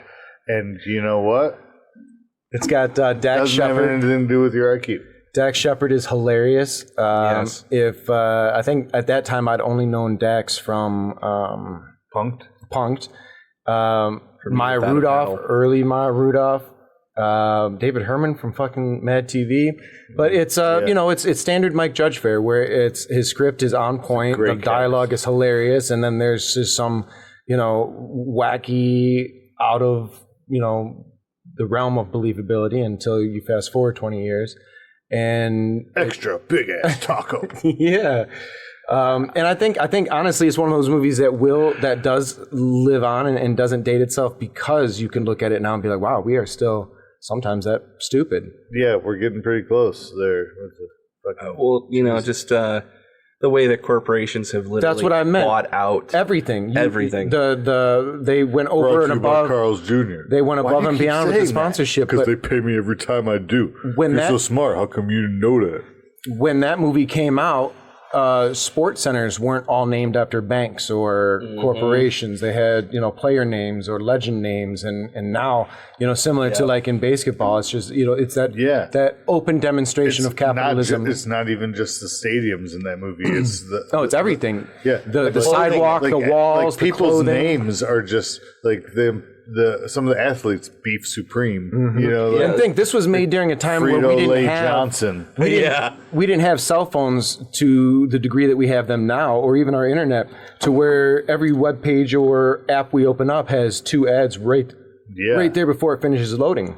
And it just so you got so happens sponsorship to right be there about what you and I just talked about 15 minutes ago. Which is just, I may be thinking about another time travel movie, but I'm pretty sure there's a scene in there where there's a conversation, then an ad changes, and he looks at it and he's like, what? Yeah.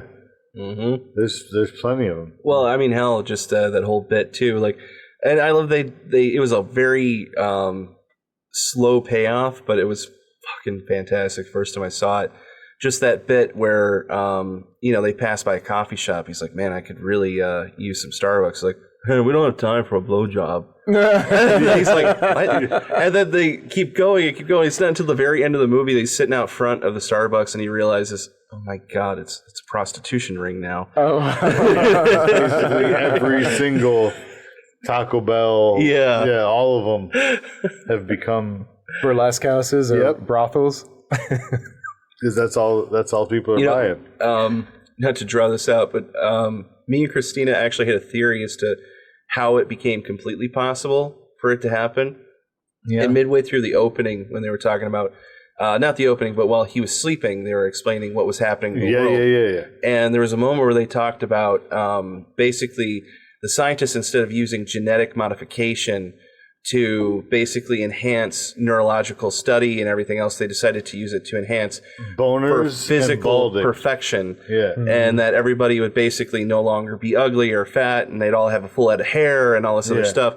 And no, just about not going bald and keeping an erection. Yes. That was seriously that was it. And then basically I was like, oh, okay. And excuse me. And basically they're like, okay, what if whatever they did in this new line of genetic code, it became a children of men situation, is that enough of these people got introduced in the population that over time, it was literally a damaged genetic code to where people were so fucking stupid that all the people literally got wiped out because genetically there was nothing left. Because all they were doing is going and getting hand jobs. Exactly. That's crazy. Yeah. No, 100%. Yeah. I'm with that camp. Yeah, they ruined the world because they wanted everyone to have boners and good hair. I mean, if you have... As someone with really good hair, I appreciate that. Let's just think about it. If you have, for the duration of your whole life, your 13-year-old boner every single day, you're stopping at every hand job joint you go by. For relief alone. Right. That's just elephantitis. I mean, so you got to get that out. Like, you've been conditioned, literally bred to do so, and we had like a 4-hour-long case study on Idiocracy, and that's how we came to this result. By the way, that's a good conversation for movie watching. I'm not knowing you and your wife. I'm not surprised. No, that's good conversation after movie watching. It was probably like a whole game night with dinner, and I'm just upset I wasn't invited. So, writer-director... it was of all places, it was like, it wasn't even after watching the movie. This was literally us at a Dairy Queen. Perfect. There's nothing else to talk about as Dairy Queen. Date night combo. Writer-director Mike Judge came up with the idea for the film while he was visiting Disneyland with his family and saw two mothers with kids in strollers fighting and cursing at each other. He thought it would be horrible if humanity was like this in the future. Fast forward to fucking Reddit and TikTok, and we can see people being foolish on camera all the time. So that was my next pick. Dylan, it is time for you to grace us with another recommendation. All right. Well, this is a little-known story that I'm sure both of you know. It is a beautiful Martin Short film paired up with Dennis Quaid by the name of Inner Space. Inner Space. Keep stealing my ideas. I love it. Well, we talked about this one last week with Tennille as well. So tell us about Inner Space. Inner Space is a amazingly ridiculous movie, and it was actually my first film I ever came upon Martin Short, and it would not be my last because he is one ridiculous man. Beautifully genius. Yes, and he is a story about a hypochondriac who basically keeps having all these ridiculous symptoms continually popping up. Unbeknownst to him, nearby is a local lab facility that is testing out miniaturization. You would relate very well to his character. Wrong place, wrong time, a lot. Yes. My MO. He basically just unfortunate enough to run into a scientist that is running from a terrible situation as the lab was being shot up just after Dennis Quaid gets miniaturized, and he was supposed to be put into the body of a rabbit. But unfortunately, to save both his friend and the information that is inside this tiny, tiny submarine, decides to inject the first person he sees with said thing. KGB. Which happens to be Martin Short. Which results in one of my favorite movie situations of all time, is that Dennis Quaid, doing what he's supposed to do, connects to the ear and eyes of the subject and realizes he's not in a rabbit, he's in a full-grown man. And this is not a controlled facility at all. And decides to engage in conversation through the earlobe of Martin Short. And Martin Short is in a doctor's office, and just before he is communicating, basically in order to access the optical strand. Nerve, He shoots an arrow into his eyes, which results in Martin Short just like freaking the fuck out. For the time that this movie was made, 1987. These effects. it's beautiful because like they actually had created a camera that could float around inside somebody at that time, but it was just like a capsule you would swallow or something. So then they actually shrunk Dennis Quaid footage so that they could and actually then they use had the camera. green or blue screen footage with him in the. And they used that footage brilliantly used, perfectly recreate also these massive sets too, where they would do a lot of like the animatronic work with Dennis Quaid and the floating through the acid, the blood vessels. But my favorite moment is that once he connects to his ears, Martin Short is just listening as Dennis Quaid's like, hey buddy, hey, can you hear me? Hello, hello. And he's like, did you say something? And this woman's like, and he just, hi. And he's like, oh, thank God you can hear me. Thank God. Look, you have to help me. I'm inside you. I'm possessed. That's not comforting.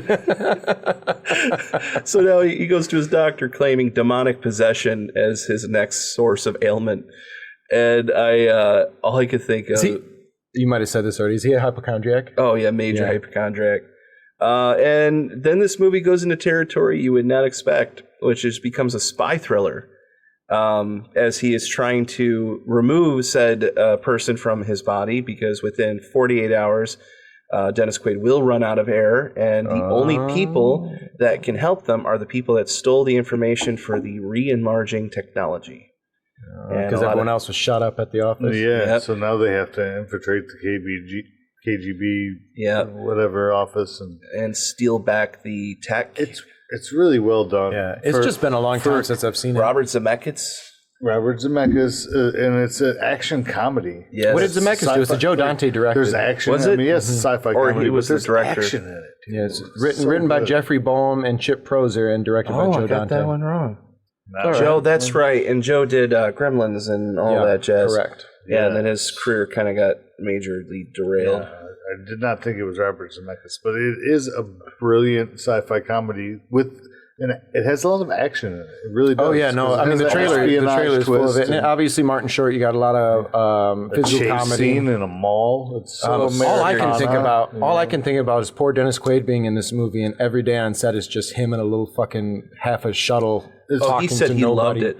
It was one of the best jobs in his entire career because he said that stress-free. It's like doing voiceovers.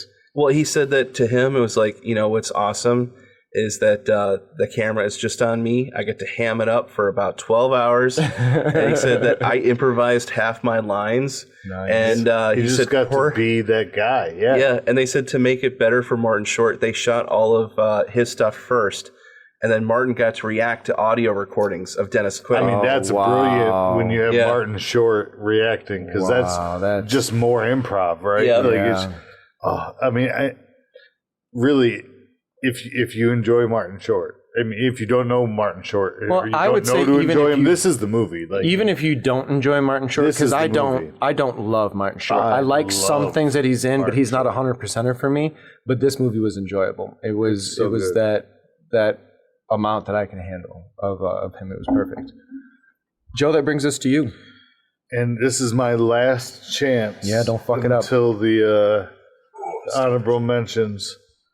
And I'm torn a little bit, but let's just go for it. Yeah, I had to sit there. Spaced Invaders. Spaced Invaders. I was trying to get it out of the 90s. Yeah, Space Invaders. I don't know if I've seen this one. I've not seen it, but I'm aware of it. I'm aware of it. I haven't seen. Yes, I'm glad I chose this one to not be an honorable mention. Yes, 1990, Space Invaders. Patrick Red Johnson, Douglas Barr, Ariana Richards, Royal Dano. Damn, it's stacked too. It's stacked, dude. It's a good movie, man. It's a rural town, and there's little pickle-headed looking green Martian guys that crash on the planet, man. And they gotta get back, right? It's a beautiful movie. I can only guess by the title that it's probably going to end up being like a parody that's going to end up with a lot of weed in it. No, there's not a lot of weed. It's not. We're not doing stoner comedies. We're doing sci-fi comedies. Hey, there's plenty of stoner sci-fi comedies. There are. Nobody's mentioned the one yet. 1990 American science fiction comedy directed by Patrick Reed Johnson. Right? Yeah, these little alien guys look fucking dope for 1990. Budget was $3 million. Box office 15.4. Cinematographer was James L. Carter. Great movie, man. Yeah, and it looks typical 90s. Neither of you have seen this? No. Neither of you? No. Oh, that's awesome. I'm aware of it. I've seen different scenes and such from it over time, but I've just never had a chance to watch it. I think they might have reused these aliens in Night of the Creeps. No. I mean, maybe, possibly. They do that all the time. Believing they're supposed to invade Earth, goofy little green Martians land in Illinois on Halloween. And they're really short, so they're just taken as children out trick-or-treating. But they have these weapons and stuff. And I mean, and they happen across the town the night that the radio station rebroadcasts Orson Welles' War of the Worlds. Yes. It's hilarious. So, like, what's actually happening in War of the Worlds is actually happening in this one little town in Illinois, but nobody believes it because it's just, it's hilarious. It's campy. It's family friendly. It looks like a lot of fun. Yeah. PG, maybe 13. I doubt it. I think I'm going to check for you. I think it was PG. Yep. Yeah, PG. Yeah, no, I've not seen it. I'm very well aware of it. I think possibly it being what looks like a children's movie as an adult has probably been like, well, I missed my chance. But no, it was a Halloween staple for me. I loved it. I mean, I remember it in its time. For whatever reason, even though it was rated PG, it didn't get watched in my household. So somehow we missed it. We rented movies every Friday or Saturday at Blockbuster, and there was just, back then plenty of movies to watch. You wouldn't know until you watch it. You wouldn't know until you watched it. My point being, we didn't watch it. Your mom wasn't watching it. Yeah, whatever it was, we didn't watch it. It didn't come across us, but I would be excited to see it really going forward. Yeah. So then I gotta top off our list tonight, and I'm in the same position Joe was, where I'm not sure what era I want to go in. And I'm looking at the list. So right now we've got Night of the Comet, Mars Attacks, Repo Man, Freaked, Stay Tuned, Evolution, Earth Girls Are Easy, Nothing But Trouble, Idiocracy, Inner Space, and Space Invaders. A lot of alien stuff. And a lot of the ones that I have here are also alien stuff. So I'm like, do I do an alien one or can I try something different? So, God, so many alien stuff. Technically, Night of the Comics, not aliens.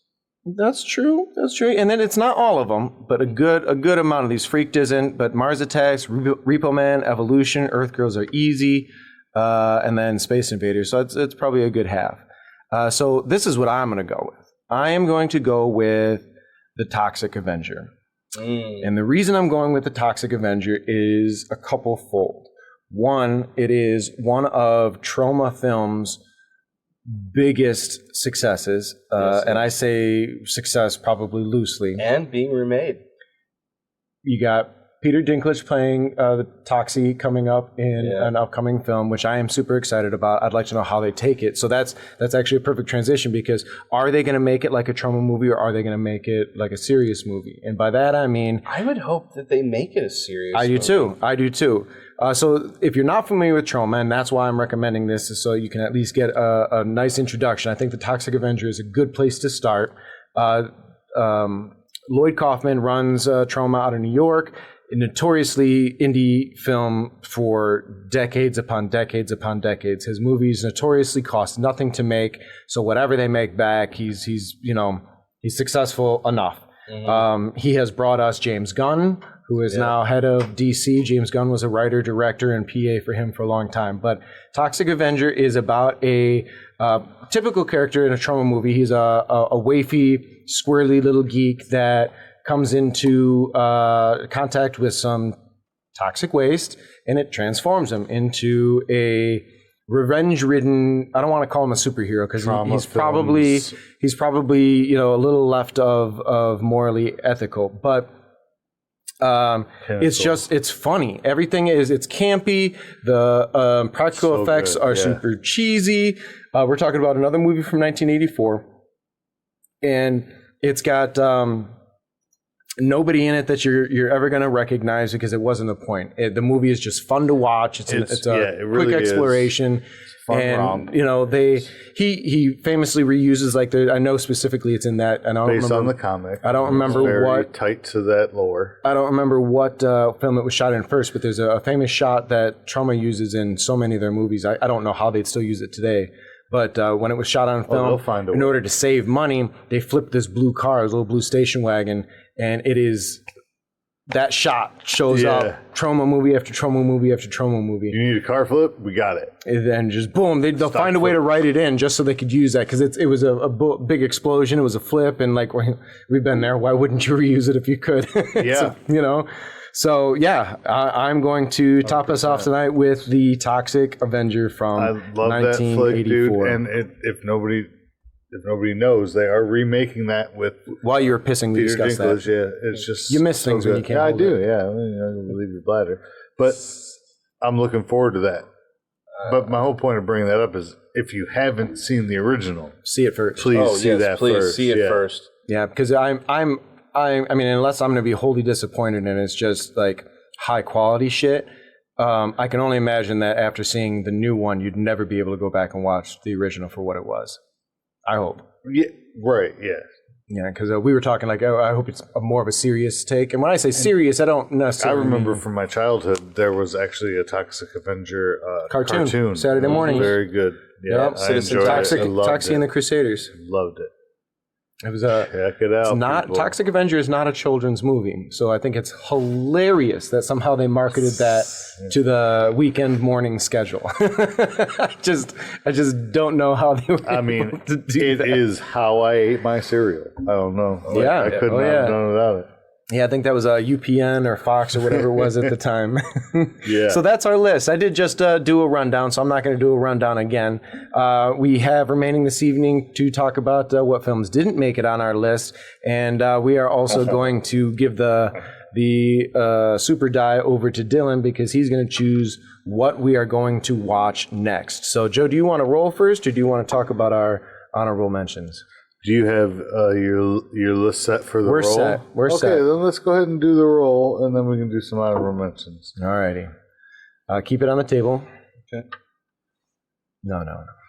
Roll it. No. Make sure it doesn't fall off the that's table. what I mean. Well, what's the point of keeping it on the table? Roll I got you. Yeah, just don't roll it on the carpet. What do we got? Good old fresh number. Is that a 9? Yes, that is definitely a 9. 100% a 9? Yes, got the mark on the bottom. All right, so Numeral we will be revisiting Mike Judge's Idiocracy. Oh, okay, all right. It's been a long time for me. It's been a while for me. I own it on DVD, but I haven't pulled that collection out. Yeah, so I'm gonna run real quick to Just Watch, try and make this a habit so we can save you some time and see where it might be streaming as of this recording. So Idiocracy is a brilliant Mike Judge movie. He's done quite a few other good movies. It is rentable. It's rentable everywhere. Familiar. It's not presently streaming, so you can rent Idiocracy wherever Prime, you rent. Voodoo, wherever you rent YouTube, movies, Google Play, Amazon, Apple TV. Mike Judge has several other movies. If you're not familiar with him, he did Beavis and Butthead, King of the Hill. He got a start in animation in the 90s. And Office Space. Office Space was his first movie. Or was that? I mean, it was one of his first movies. I'm not sure. I'm pretty sure it's his first. I think it was. But it's the first regardless, one I can recall. If you don't know who Mike Judge is, you should check it out. He's got a lot of great content. And we'll be reviewing Idiocracy next episode. So on honorable mentions, I got to go with Brain Scan. If nobody's seen Edward Furlong and Frank Magalia and Frankenhooker, anybody? Is that really a horror comedy? I mean, that's sci-fi comedy. Brain Scan. It's a pretty dark comedy. It's very dark, but it's I find it hysterical because it's not real. It's all satire. It is. But yeah, definitely dark comedy. I'll give you that. Killer Clowns from Outer Space. Of course. I mean, how could we not? I had that on my list. Highway to Hell. Anybody? Mm-hmm. Leprechaun. Oh yeah. I'm the leprechaun. So unrelated to the podcast, I literally just saw that for the first time the other night. I have to rewatch it because I do believe I fell asleep the last 20 minutes. It's what a ride. definitely a movie. What a ride. Oh, I definitely recommend it. I hope I don't steal. I'm just going to get mine out of the way. I hope I don't steal everybody's. But Death Becomes Her, The Burbs, Tremors, and Demon Knight. I know I've talked about Demon Knight before, but yeah, but we had to just disqualify it. So The it couldn't come back Burbs, on. Death Becomes Her, and Tremors. And that's Mom and Dad Save the World. I'm done. I'm going to put my phone away. Yeah, I mean, yeah. It's all of them. All right. No, it's not. Dylan, did you have any that you... I have a whole list here. Yeah, give us a few of those. Okay, first one, 1992 Mind Warp. I'm not familiar with that one. Zardoz, 1974. Mm-hmm. That's going Liquid back. Sky. Not Now- seen Don't know that. that I've not one. even heard of that. It's basically Liquid set in Sky. New York City. It's like where tiny little UFOs land everywhere and start killing off people in the city. Yeah, it's a weird one. Frequently asked questions about time travel. What a title. It is a... I like that. It's very, it's abstract. It's very abstract, and it's Very science of sleep. very esque. self-contained. And it's simple. And the time machine is a bathroom. Nice. Yeah. It's well done. I like it. A lot of it in the mirror stuff. Attack the Block, of course. So Nice. and that one came up a lot when I was like trying to qualify movies, and for a while it was hard to find. I've not seen Attack the Block, and I saw a trailer way back before it released, and I was like, I need to see that, and I never saw it. Now, I would argue Moon. Interesting. Not really a comedy, and that's the reason why I didn't mention on this list. But Sam Rockwell, as per usual, He is. yeah, he is one of the best actors of our generation. He I'm gonna really go ahead. is. I'm gonna go ahead and give a recommendation. Shout out for Argyle. Oh yeah, Okay, He was amazing in it. he was amazing in Argyle. Mr. Wright. The Zero I've seen Theorem. that. Sam Rockwell, Tim Roth, Anna Kendrick, Mr. Wright. The Zero Theorem. Anybody? Zero Theorem. Familiar with it. So Didn't it's see it. basically it's a dystopian satire. Yeah. I saw it a long time ago. It was a 2013 movie. I didn't have it close to my heart, but in terms of obscure obscure sci-fi movies, it's like, that's a good Oh, one. and it's a Terry Gilliam movie. Yeah. No Yeah. kidding. I'm a huge Terry Gilliam fan. Ever since 12 Monkeys. Now, John dies at the end. I've not seen that one Okay. either because I seen don't it. know what to expect from it. Okay, It's watchable. It's a movie. Worth the see. It's definitely a movie. But okay, I want you to keep in mind the plot. The plot. Too many electronics for me to do a spit take, Dylan. The plot was literally conceived by a series of Reddit posts, early Reddit posts, between 'cause that was a while ago. a guy whose surname was literally, I think, something, this character name, and the other one was John. And it was these two guys who didn't even know each other, and they were building up a mythos between each other. And all these series of plots literally came together, and they just created a book out of them. Oh. And the movie is batshit insane, but the best way I could give the plot in a short summary is it is about two... and also keep in mind this story is non-linear, so it is all over the place. Yeah. But basically, it is the origin story... Episodic without chapters. Yes, it is the origin story of two psychokinetic detectives that basically have gained the power to see beyond the folds of reality through this stuff called soy sauce. And soy sauce is this multi-dimensional substance from an alternate universe that if you take a little bit of it, just a drop, it's enough that you could literally see into the future, past, and present, and alternate realities all at once. But once you take it, you're pretty much altered for life. Futurama's opal essence or whatever. Yes. And one of my favorite moments is that basically John has to go rescue his friend who's screaming and hollering in the middle of the night. and says, "You need to come get me, man. Something's really fucked up and wrong. I took this stuff and I don't know what's happening to me." And so he goes and he finds his friend fighting off something that John can't see. He takes him back to, a coffee shop. He's like, "Dude, I'm sorry. I don't know what's happening to me. Like, I took this stuff, and then all of a sudden I got really freaked out, and I kept calling you and calling you and calling you. I swear I must have called you like 50 or 60 times. And every time you kept answering, it was in different levels of like you understanding what I was saying, and then you didn't understand what I was saying. But dude, I'm starting to wonder if you might be getting calls from me for the rest of your life." And then all of a sudden he's like, "Dude, shut up. Whatever you're on, you'll come down from it." And then he gets a call and he's like, "John, dude, whatever you do, don't come to the house. Don't get me, okay? John, I'm sitting here with you right now." "Oh, you are? Okay, whatever. Tell me I said hi." And then he hangs up. And then he's like, "That was me, wasn't it?" Yeah. Okay. It's got to be seen. Yeah. I got to watch this. And then the last one on my list is The Final Girls. Okay, yeah. That's so familiar with it vaguely. The Final Girls is actually a very... Be prepared to watch it if you are... Don't watch it if you are in a dark place. Because it is, on the surface, comedy, yes. That dark comedy. A very dark comedy. But it's got Tessa Farmiga. I'm in. Yeah, it is a very depressing subject matter, though. Essentially, only PG-13. It'll be all right. It does not have to be R to be this depressing. Right. It is essentially about a young woman who's very good friends with her mother. Loves her to death, and she is kind of a mid-grade, B-grade actress, just trying to make it in life. And the only thing she has a claim to fame for is a shitty B movie that is essentially a ripoff of the Jason films. And she ends up, passing away. And essentially, this girl, the way she gets to kind of... she's Jamie Lee Curtis, so she didn't show her tits in Trading Space. Basically, right, yes. Okay.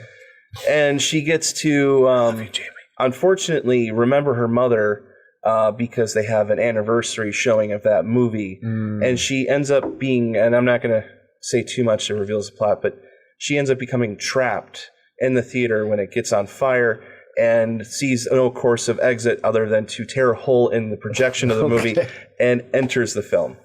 And then getting hung up on these honorable mentions. But it's a good cast. That movie, Tessa Farmiga, Malin Ackerman, Adam Devine, Thomas Middleditch. Holy crap. Yeah. Alia Shawkat, I'm in. Alia Shawkat's all a movie needs. Beautiful and depressing, though, is that when she gets into that project or that film, her mother's in it as a younger version of herself and doesn't obviously recognize her own daughter. Right. Well, she's a character, too, not her mother. Right. But there is a connection yet. But the comedy comes with Adam Devine and all these other characters, and it is very funny because... You can't say Adam Devine and think I'm going to think anything seriously. Okay, yeah, he really plays it up in this, too. Yeah. But he's supposed to be bad. You want to see Adam Devine go dark, and Nice. Yeah. All right. So you were in the bathroom, but Royal I was talking... Gemstones, I got nothing on his role in this one. When I was hemming and hawing over what to do for my final one, I've got so many alien ones here, right? And I didn't want the whole list to be alien. So I'm going to do those ones real quick and then my offbeat ones. I was going to recommend Starship Troopers from 97, Paul Verhoeven. Yeah. One of the great capitalist satires that I think still holds up. The Watch with Ben Stiller. The Watch. Where they're a neighborhood watch and aliens come to town, and it's just Vince Vaughn. It's hilarious. Yeah, it is. The guys get together and they put together a neighborhood watch, and they find a Paul with Seth Rogen. Paul, yeah. I love that you are naming everyone. I was like, I'm going to leave these for Brad. Yeah. So but I literally would have they're so good. I would have done like Evolution, Paul, the Watch, and it's like, okay, but these are the same fucking movie. So I did Evolution, as to kind of represent the right that. order, yeah. And then the last one with aliens would have been the one you mentioned, Killer Clowns from Outer Space. The other ones that I had thought of would have been The Fifth Element, The Change Up with Ryan Reynolds and Jason Bateman. Ever, so fucking funny. First ever R-rated. Would that really be sci-fi though? It's more of just fantasy. Well, I mean, that's science fiction, I mean, they pee into a fountain and yeah, I mean, of a goddess that switches their bodies, but I don't know if that would technically be science fiction. Groundhog Day. Arguable, okay. And then some that were a little somber, and I wasn't sure if they would even be comedies, but they are. But Eternal Sunshine of the Spotless Mind, Love it. Don't Look Up, Seeking a Friend for the End of the World, and Hancock. Okay, yeah. Yeah, those are ones that I was. So then the last one that I should have mentioned earlier, but I wasn't going to top it off, and this one I do want to mention because if you have, I believe it was on Tubi or Shudder, one of the two, but this movie from Larry Cohen, who wrote and directed Q, the Winged Serpent that Chris recommended back on our heist movie, but this movie called The Stuff. Have you seen The Stuff? Of course, The Stuff. Yes. About the fucking fluffer nutter that just makes people go. So I don't want to say too much about it. It's a 70s-ish movie, maybe early 80s, but it's lowbrow, it's low budget, and it's just super bonkers and a lot of fun. And again, another capitalist. There's a lot of capitalism in these movies as well. You know what's funny is I actually didn't put it on my list for the sole purpose that I just assume everyone's seen this movie, and I forget how obscure it really is. It's like, but it's such a stupidly weird movie about capitalism. It's so much so that I actually a couple of years ago bought a bunch of these cups to give out for a party, and nobody knew what the damn movie was, and I was really mad at myself because they were $14 a piece. Wait, for what movie? The Stuff. Are you serious? Yeah. Wow. So that would have been some of those residuals. That would have been too early for me. I would have been one of those assholes. But now I'd be like, oh my God, this stuff is delicious. I can't stop eating it. Yeah. He has some of those left over. He tried to give it to me. That's right. I gave for at his Christmas party. He was like, "Have you not seen this?" I was like, "Yeah." I'm like, that's why I'm like, thank God. But I just wasn't into it. So you gave me something else. You didn't like my response. I just happy you knew it was. Yeah. You were like, you do? Oh, I gotta suppose somebody knew. Yeah, no, it's a wild movie. So I'm glad we talked about it. So that brings us to the end of our discussion for the night. Let's do our sign-offs. Joe, where can people reach you? The white stuff. No, at chaotic_artisan. You can reach me for Instagram. Also, there's at UFPod. I got that. Unorthodox Film Yeah, Podcast. we got it coming. All right. Find me there. You can reach the show. Search us out on Facebook. We are Unorthodox Film Podcast, and like and subscribe there and continue the conversation. You can reach me at Beeford Clark, BFORD Clark on Instagram. And Dylan, where can people find you? Well, I guess it'd be a perfect plug for the new shop. Fuck yeah, I thought you bring would. it home, baby. So we are doing a new kind of not experimental, but a long waited thing. We're going to have a new shop called Spy Ops, and you could reach and see our location at 29207 Southfield Road in Southfield, Michigan. We're open from Monday through Friday from 10 a.m. to 6 p.m. Oh, it's a nice house. It is a brick and mortar shop where you can come in and rent anything film related you could possibly think of, from equipment all the way to movie props, police outfits, cop cars, ambulances, practical prosthetics, special effects, and we also happen to be a real, true spy shop. So we actually have trackers and covert spy equipment, hidden cameras. So anything all your you local espionage needs. Yes. At Spy Ops in Southfield. So yeah, please come on and see us. And I guess if you're so inclined to track me down, we have our YouTube channel at Revenge of the Mask Film.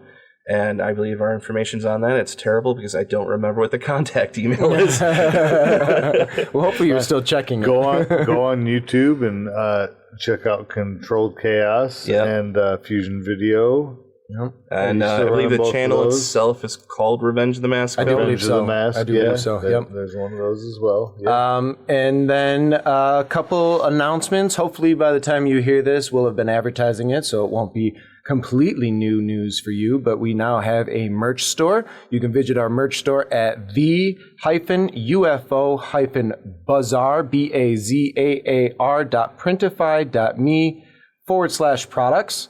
You can join our Patreon where you can watch video versions of our podcasts, and you can go to there at patreon.com/unorthodox film podcast. And I would love to hear from you guys. Again, follow us on Facebook. Rate us on the app that you listen to. We love 5 stars. We'd love feedback, and we'd love you to engage in the conversation. So if there was a sci-fi comedy movie that we did not mention today, hit us up. Let us know what we missed. And tell us kind of what you want to hear in the future, what types of movies that you might want us to talk about and make recommendations on. So for the last time, thank you, boys, and good night, everybody. Stay unorthodox.